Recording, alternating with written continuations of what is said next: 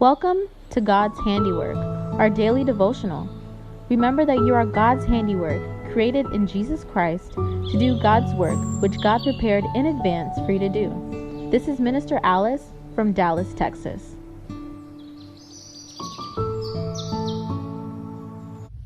Let's talk about the God of Remembrance. In the Bible, when you look at the many instances when men and women of God had a need and were in trouble, they went to God and they reminded him of the things they did in his honor.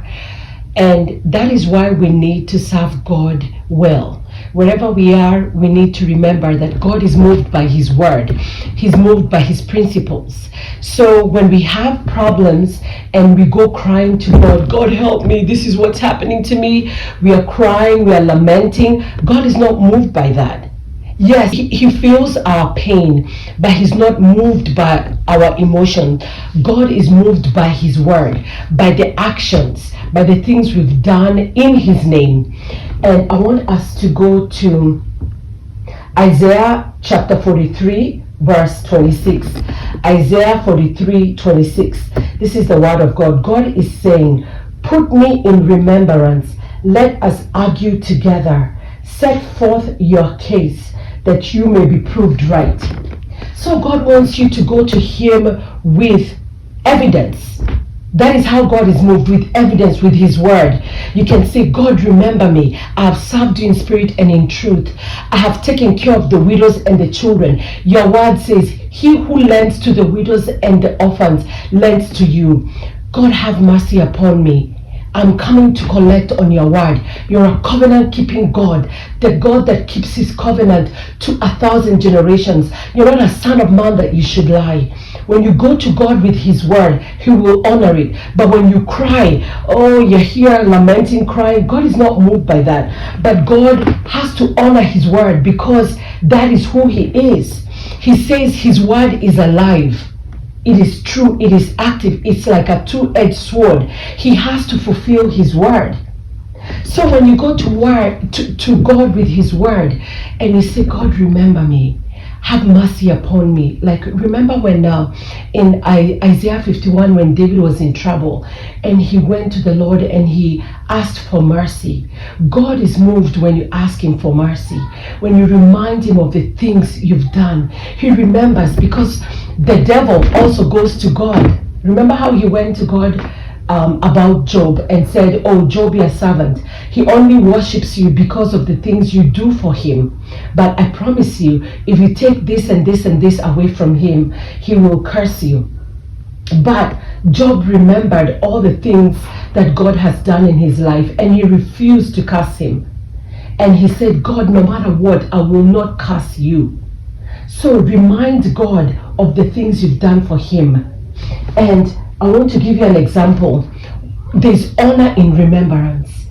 I want to remind you of the covenant that David had with Jonathan. Remember, they were best friends. When Jonathan was going to be killed and he told David, "My father is trying to kill you. Be careful." So Jonathan went to with his father Saul to a war, and they were killed.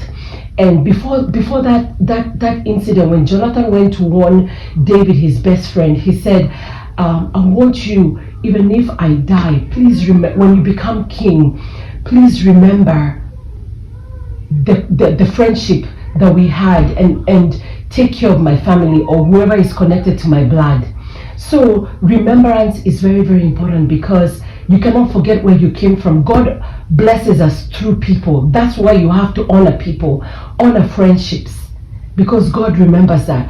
And David, when he became king, in that chapter, 2 Samuel chapter 9, verse 1 through 9, is when David was sitting in his throne in his palace. He remembered the promise that he made to Jonathan, and he said, "Is there anyone left in the house of Jonathan that I may honor my promise to him?" And that's when he found out about Melchizedek. How do you say that word? Mephizobeth. Mephizobeth was Jonathan's son who, during the war and all that fracas, one of the nannies dropped him and he broke his legs. And those days they didn't have, I guess, hospitals and people to put casts. So Mephibosheth became a paralyzed child. And because of the war, fast forward, many years went by, nobody really remembered who he was. And he was a beggar sitting in the street. And when David asked for people to remember, to remember and find any offspring of Jonathan, they found out about Mephibosheth, who was a beggar in the street. Someone took him to David, and he was so shocked to know that David remembered the bond that and the promise that he had with Jonathan. It's the same thing with God. It is so important to remind God of his faithfulness, because he remembers. God is a covenant keeping God.